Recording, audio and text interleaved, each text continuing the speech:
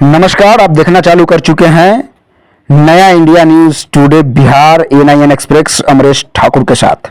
जी हाँ, वैशाली लोकसभा जी हाँ, वैशाली लोकसभा जो है कि पारू से मीरा कुमोदी ने प्रेस कॉन्फ्रेंस कर प्रेस से वार्ता करते समय वैशाली लोकसभा के जनता से एक अपील की कि चेहरा देखकर वोट ना दे, चरित्र देखकर वोट दे। और साफ तौर में कहा, जब जननायक कर्पूरी ठाकुर जी जब राजनीति में कदम रखे तब उनको माँ बहन बेटी की भी गाली सुनना पड़ा कुछ असामाजिक लोगों के द्वारा। फिर भी जननायक कर्पूरी ठाकुर ने राजनीतिक में एक ऐसी पहल दी, एक ऐसी भूमिका निभाई कि आज तमाम लोग उनको जननायक के नाम से जानता है। जी हाँ, और जो है कि उन्होंने साफ तौर में कहा कि जो है कि केंद्र सरकार को धन्यवाद देते हुए कहा कि बीजेपी केंद्र सरकार को धन्यवाद देते हुए कहा कि जननायक भैया को भारत में सम्मान देने के लिए बहुत बहुत उनका आभार है। आइए जानते हैं क्या कुछ मीरा कुमोदी कह रही है। तब तक हमारे साथ बने रहिए, अपने पत्रिका कमेंट बॉक्स में दे जय भारत।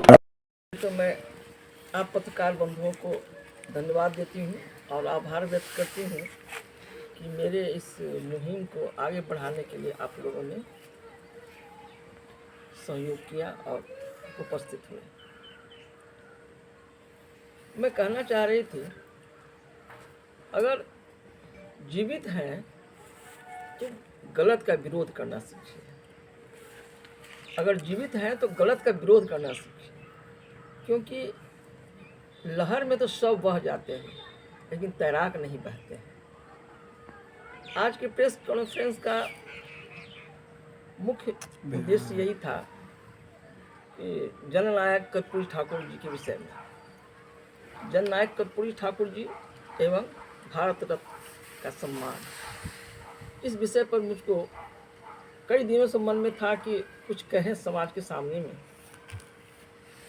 क्योंकि चुप रहना भी तो अंतरात्मा ही कबूल करता है। कर्पूरी जी शोषित दलित पीड़ितों के लिए आजीवन लड़ते रहे और गालियां सुनते रहे। आरक्षण के विषय में उनको बेटी रोटी तक सुनना पड़ा, और आज जो लोग गाली देते थे आज उनको सम्मानित किए। अच्छी बात है, करना चाहिए। केंद्र सरकार का मैं आभार व्यक्त करती हूँ कि एक दबे कुचले के परिवार से आने वाले बेटी को भारत रत्न की उपाधि दिए और भारत रत्न का सम्मान मिला।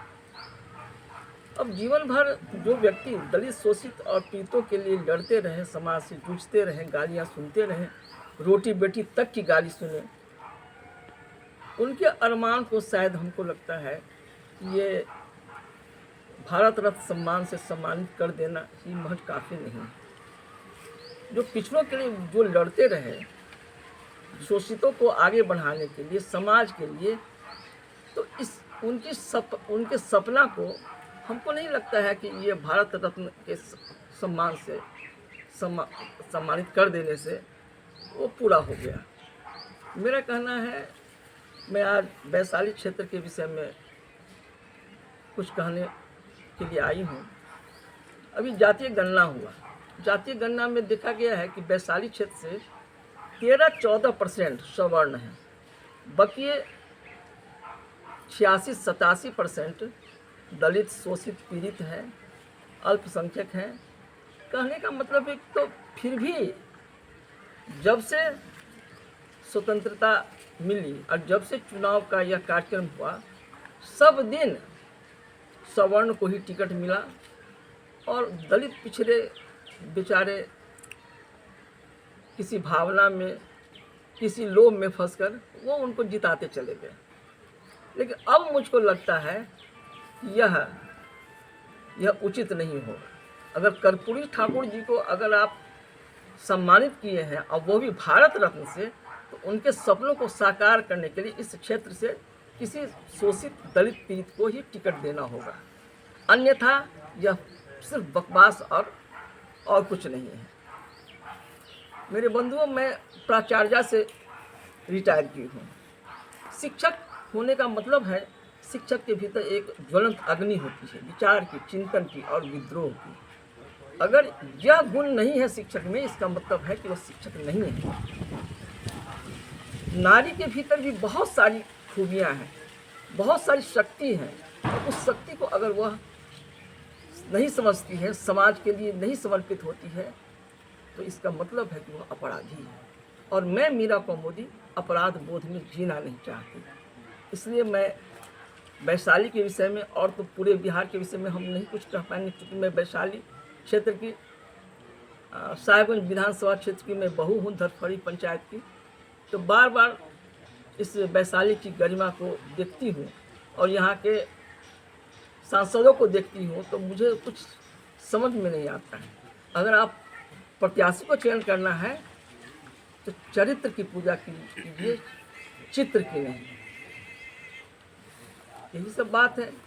और पता नहीं, हम कई दिनों से सोच रहे थे कि छोड़ते क्या होगा, लेकिन अगर हमारे जैसा आदमी, पढ़ा लिखा आदमी, अगर समाज के लिए सिर्फ अपने लिए जिए और कोना में दुबक करके अपना खाए पिए बाल बच्चा के साथ, दैट्स ऑल, ये हमारा दायित्व नहीं है। यह मेरी भूमिका नहीं होनी चाहिए। समाज के लिए कुछ कर गुजरना। भाई आने वाले पीढ़ी तो आपको क्या कहेगा कि आप लोग क्या किए। तो इसलिए मेरे बंधुओं, मेरे पत्रकार साथियों, इस बात को तहे दिल से स्वीकार कीजिए कि यहाँ सामाजिक न्याय की लड़ाई में सब कोई पिछड़े हुए हैं। अभी जितने भी, यह सर्वदलीय बैठक है, सर्वदलीय पत्रकारिता संवाद है, और सर्वदलीय इसलिए कि सबों के हृदय में एक आग धधक रही है, एक ज्वाला है कि क्यों सिर्फ सवर्णों को ही क्यों टिकट मिलता है। हम पिछड़ों से जो अच्छे विचार के हैं, अच्छे चरित्र के हैं, उसको दीजिए टिकट। टिकट बंटवारे में क्वालिटी देखिए, क्वांटिटी नहीं। क्वालिटी पर प्रत्याशी बनाइए, क्वांटिटी पर नहीं। और यही मुझको कहना है। आप लोगों से जो पूछना है पूछिए। कर वैशाली की जनता से क्या अपील है आपकी? लोकसभा के चुनाव के लिए वर्तमान में जो लोग हैं, जो सांसद बन के गए हैं, उनकी क्या भूमिका रही, क्या काम किए। सिर्फ सदन में जाकर के सिर्फ कुर्सी का जगह छेकना है ना, और उसके बाद तो कुछ भी नहीं है। एक तो लोग पढ़े लिखे लोगों को नहीं टिकट देते हैं, और जो देते हैं कम से कम चरित्र पर भी तो ध्यान दिया कीजिए।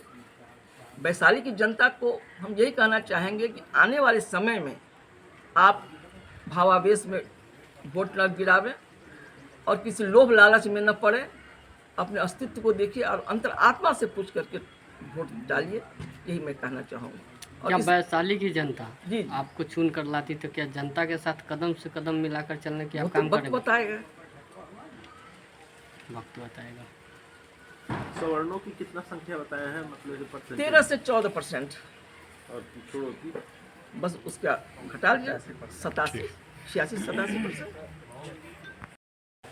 राजनीति को व्यापार मत बनाइए, सेवा भाव से राजनीति कीजिए, यही मेरा कहना है।